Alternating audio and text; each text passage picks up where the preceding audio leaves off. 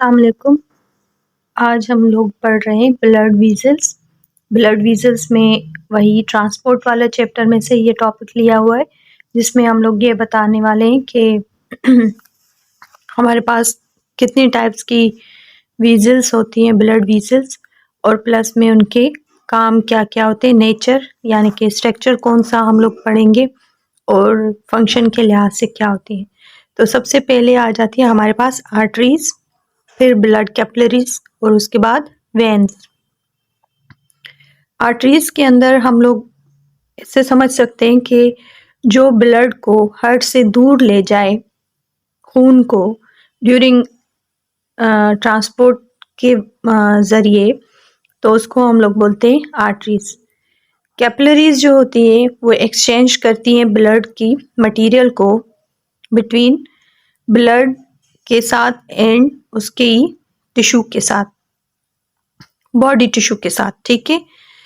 तीसरा नाम है वेन। वेन हम लोग बोलते हैं ब्लड जो हार्ट की तरफ लेकर आए, यानी कि बॉडी से, जिस्म से आएगा सीधा दिल में, हार्ट के अंदर पड़ेगा, उसको हम लोग बोलते हैं वेन। अब एक तो बात ये हो गई, दूसरी ये हो गई कि ये करता है एक्सचेंज मटेरियल। ये जब ब्लड को आर्टरीज जिस्म की तरफ लेकर जाती हैं तो इनके पास जो ब्लड होता है वो ऑक्सीजनेटेड ब्लड होता है। वेन्स के पास जो ब्लड होता है वो एक्चुअली डीऑक्सीजनेटेड ब्लड होता है। अब अगर देखें आर्टरीज के लिए, तो आर्टरीज जो हैं उनकी जो वॉल होती है वो थिक भी होती है और इलास्टिक भी होती है। ठीक है। कैपिलरीज जो होती हैं वो एक ही सेल की वॉल होती है, तो इस वजह से इसको हम लोग बोलेंगे ये थिक इन नेचर होती है और नॉन इलास्टिक वॉल होती है। बाकी वेन्स के लिए हम लोग बोल सकते हैं कि ये बिल्कुल पतली होती हैं और उसके साथ साथ ये लेस इलास्टिक होती हैं। ठीक है। मसल्स के लिए हम लोग इधर ऐड करते जाएं कि मसल्स वॉल जो होती है, सबसे पहले ये ऊपर हम लोग उसकी थिकनेस की बात करें तो मसल वॉल सबसे ज़्यादा थिक जो होते हैं वो आर्टरीज के होते हैं, और वेन्स के जो होते हैं वो थिन वॉल होते हैं। और फिर हम लोग अगर बात करें कि कैपिलरीज की कैसी नेचर होती है, तो बोलेंगे यहाँ पर मसल्स नहीं होंगे, क्योंकि ऊपर हम लोगों ने यही पढ़ा कि वन सेल होते हैं। ठीक है।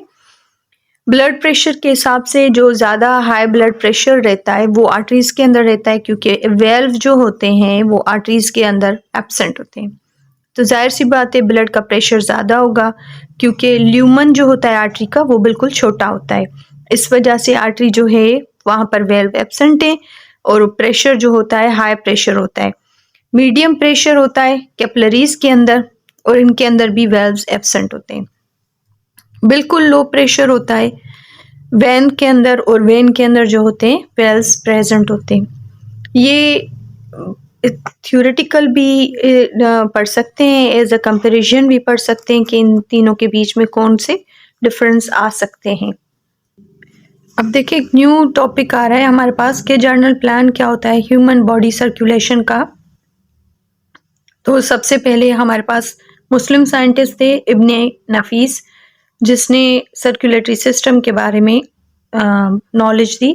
उसके बाद हमारे पास विलियम हार्वे है, उन्होंने भी जो है ब्लड सर्कुलेशन के बारे में हमें बताया। अब जर्नल पाथवे में दो टाइप आते हैं, एक को हम लोग बोलते हैं एट्रियल सिस्टम और दूसरे को हम लोग बोलते हैं वीनस सिस्टम। एट्रियल सिस्टम में से हमें ये पता लग रहा है कि मोस्टली यहाँ पर जो अंडर डिस्कशन लाया जाएगा वो होगी आर्टरीज। ठीक है। अब देखिए आर्टरीज के अंदर हमारे पास जो ट्रंक काउंट की जाएगी, जो एरिया स्पेसिफिक लिया जाएगा, उसको हम लोग बोलते हैं पल्मोनरी ट्रंक। लंग्स का वाला ये ट्रंक काउंट हो रहा है, तो यहाँ से सबसे पहले राइट वेंट्रिकल जो है, जो पल्मोनरी ट्रंक निकल रहा है राइट वेंट्रिकल की तरफ से निकल रहा है, तो right and left pulmonary arteries यहाँ पर इमर्ज होती हैं, डिवाइड हो जाती हैं। तो ये दरअसल अगर हम राइट साइड की बात करें तो ये डीऑक्सीजनेटेड ब्लड को राइट साइड जो है लेकर जाती है ब्लड को राइट एंड लेफ्ट लंग की तरफ। तो हम ये बोल सकते हैं कि जो राइट साइड थी ह्यूमन हार्ट की, जो पहले भी डिस्कस किया हुआ था कि राइट साइड क्या करती है, डीऑक्सीजनेटेड ब्लड को कैरी करती है। तो जब ब्लड आता है हमारे पास वो आएगा लेफ्ट वेंट्रिकल की तरफ से, और लेफ्ट वेंट्रिकल जो है वो हमेशा ऑक्सीजनेटेड ब्लड को उठाएगा। तो ऑक्सीजनेटेड ब्लड जो है वो आकर लेफ्ट वेंट्रिकल में जब पड़ेगा तो फिर यहाँ से मूव करता है सिस्टमेटिक सेमिल्यूनर वेल्व ओपन होता है। ओपन होने के बाद ये लार्ज आर्टरी की तरफ मूव करता है। लार्ज आर्टरी हमारे पास ओटा है। ओटा के अंदर जो है फर्दर डिवीजन होती है ऑर्टिक आर्चेस की। फिर यहाँ से ऑर्टिक आर्च जो है वो जब निकलती है हार्ट की तरफ से, तो फिर ये तकरीबन डिवाइड हो जाती है कि मुख्तलिफ एरियाज़ के अंदर। जैसे यहाँ से थोरेक्स यानी कि गले वाले हिस्से से फिर नीचे आ रही है, मुख्तलिफ ब्रांचेस बनाएंगी और जो है ना आर्टरीज खुद ही डिवाइड हो जाएंगी। तो सबसे पहले इंटरकोस्टल आर्टरी है जो हमारी ब्लड को जो है हमारी पसलियों की तरफ यानी रिब्स की तरफ लेकर जाएगी। सीलिक आर्टरी जो है उसमें सुपीरियर जो मीजेंटेरिक आर्टरी है वो डाइजेस्टिव ट्रैक्ट को ब्लड देगी। हेपेटिक वर्ड जो है वो यूज होता है लिवर के लिए, तो हेपेटिक आर्टरी सप्लाई करेगी ब्लड को लिवर की तरफ। अब इंफीरियर, अगर सुपीरियर आर्टरी की बात कर रहे थे तो सुपीरियर साइड की बात कर रहे थे तो अलग था। अब इंफीरियर की तरफ जब आएगी तो फिर हमारे पास रीनल आर्टरी आ जाती है। Renal artery, word renal use होता है स्पेसिफिकली किडनी के लिए यानी कि गुर्दों के लिए। गोनाडल आर्टरी जो होती है वो गोनाड्स की तरफ लेकर जाएगी। अब अगर मेल गोनाड है तो मेल गोनाड की तरफ, फीमेल है तो फीमेल की तरफ। उसके बाद इंफीरियर मीजेंट्रिक आर्टरी जो होती है वो ब्लड को सप्लाई कर देती है लार्ज इंटेस्टाइन और रेक्टम में। अब लार्ज इंटेस्टाइन का जो एनएस के से पहले जो पोर्शन होता है उसको हम लोग रेक्टम बोलते हैं। फिर ओटा जो है डिवाइड हो गई है टू कॉमन इलिक आर्टरीज के अंदर। वो आर्टरीज जो हैं दरअसल डिवाइड होकर इंटरनल इलिक आर्टरी और एक्सटर्नल इलिक आर्टरी की तरफ डिवाइड हो जाएंगी। अब यहाँ पर एक्सटर्नल जो इलिक आर्टरी है वो हमारी फेमोरल वाली साइड में ब्लड ले जाएगी यानी कि अपर थाई में, ठीक है। टांग के ऊपर वाले हिस्से में ब्लड को लेकर जाएगी जिसमें हमारी टांग का ऊपर वाला हिस्सा, घुटना, फिर एंकल, शैंक, फुट यानी कि पाँव के नीचे वाले सारे हिस्सों में ब्लड को सप्लाई कर देगी। तो अगर डायग्रामेटिकली इसको देख लें हम लोग एक मर्तबा, तो डायग्राम भी हमें जो है हर चीज़ यहाँ से पता लग रहा है जिसमें वीनस सिस्टम भी कवर हो रहा है और आर्ट्रियल सिस्टम भी। अब अगर देखें तो ये जो ब्लू कलर की लाइंस नज़र आ रही हैं आपको, ये हमारे पास वीनस सिस्टम है, और जो रेड कलर का लाइंस नज़र आ रही है वो सारी की सारी हमारे पास ऑक्सीजनेटेड ब्लड का सप्लाई करिए। अब देखें यहाँ पर ऑर्टिक आर्च है, यहाँ से निकली, अब कुछ सुपीरियर जा रही है, कुछ इंफीरियर में आएंगी। तो पल्मोनरी आर्टरी जो है वो डीऑक्सीजनेटेड ब्लड को उठाकर लंग्स को दे आएगी, लेफ्ट और राइट लंग दोनों को। डोर्सल ओटा जो है वो नीचे वाले पार्ट्स में डिवाइड हो जाएगी जिसमें हमारी hepatic, renal, mesenteric, digestive cavity के अंदर, फिर हमारी थाई के अंदर, हमारे नीचे बॉडी लेग्स के अंदर, और फिर थाई के अंदर जो है ऑक्सीजनेटेड ब्लड को सप्लाई कर देगी। ये पूरा जो पाथवे है ये सारा हमारा तकरीबन कवर कर रहा है आर्ट्रियल सिस्टम को। फिर यहाँ से देखिए वही आर्टरी है जो एरोटिक आर्च बन रहे थे वो फिर आर्म्स की तरफ भी डिवाइड हो जाते हैं। अब अगर देख लें हम लोग वीनस सिस्टम को, तो वीनस सिस्टम में लंग्स से जो ब्लड लेकर आएगा वो पल्मोनरी वेन होती हैं, ठीक है। और जो लंग से ब्लड आता है वो होता है हमारा ऑक्सीजनेटेड ब्लड। अब ऑक्सीजनेटेड ब्लड को हम लोग कहाँ से लेते हैं? राइट लेफ्ट आर्ट्रियम की तरफ से लेते हैं, फिर लेफ्ट वेंट्रिकल की तरफ वो मूव करेगा। तो इस वजह से मेजर वेन्स हमारे पास होती हैं। अब अगर वीनस सिस्टम को डिफाइन करना है तो वो दरअसल डीऑक्सीजनेटेड ब्लड को ही डिस्कस कर रहा है इधर। तो सबसे पहले हमारे पास आ रही है सुपीरियर वेना केवा।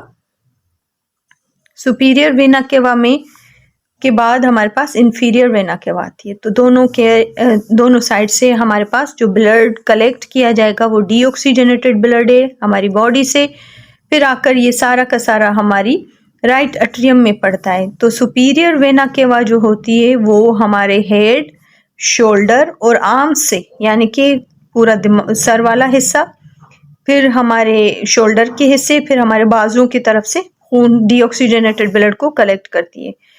फिर अगर हम देखें कि लेग्स यानी टांगों की तरफ से कौन ब्लड लेकर आता है या रिटर्न कैसे हो रहा है वो ब्लड डीऑक्सीजनेटेड, तो इंफीरियर वेना केवा हमारी जो है वो डीऑक्सीजनेटेड ब्लड को कलेक्ट करती है फुट, काफ और नी जॉइंट से।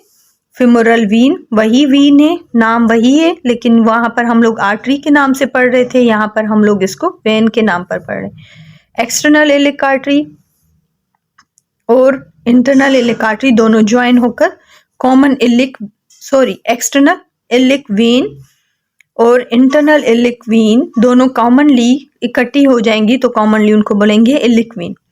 तो ये हमारे इंफीरियर वेना केवा के साथ मिल जाएंगी, यानी कि हमारी लोअर बॉडी के पोर्शन से ब्लड को कलेक्ट कर रही हैं। और वेन्स के लिए अगर हम देखें कि इंफीरियर वेना केवा जो होती है वो ऊपर से ब्लड को सारे को कलेक्ट करेगी।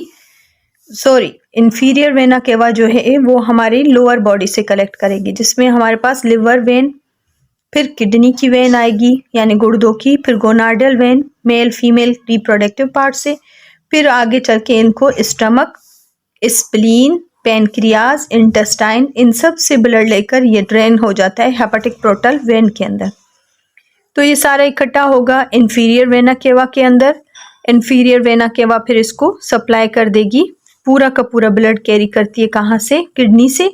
फिर वो सारा ब्लड गोनाडल वेन के अंदर आता है और गोनाडल से इंफीरियर वेना केवा के अंदर। तो थोरेकिक कैविटी जो थी वो हमारे पास इंफीरियर वेना केवा, वहां से भी ब्लड को थोरेकिक वॉल से और रिब्स से, यानी कि चेस्ट वाली पूरी कैविटी हमारी, वहां से लेकर फिर हमारी राइट एट्रियम के साथ उसमें सारे का सारा ब्लड डाल देती है। तो पाथवे तो वही है जो हमने पीछे डायग्रामेटिकली पढ़ा था। और वीनस सिस्टम जो है वो यूं समझें कि बॉडी टू हार्ट जा रहा है, अट्रियल सिस्टम जो होता है वो हार्ट से बॉडी की तरफ आता है। तो इन पूरे को बोलते हैं journal plan of body blood circulation. तो यहाँ पर आकर ये टॉपिक कंप्लीट हो रहा है, नेक्स्ट टाइम आगे पढ़ेंगे।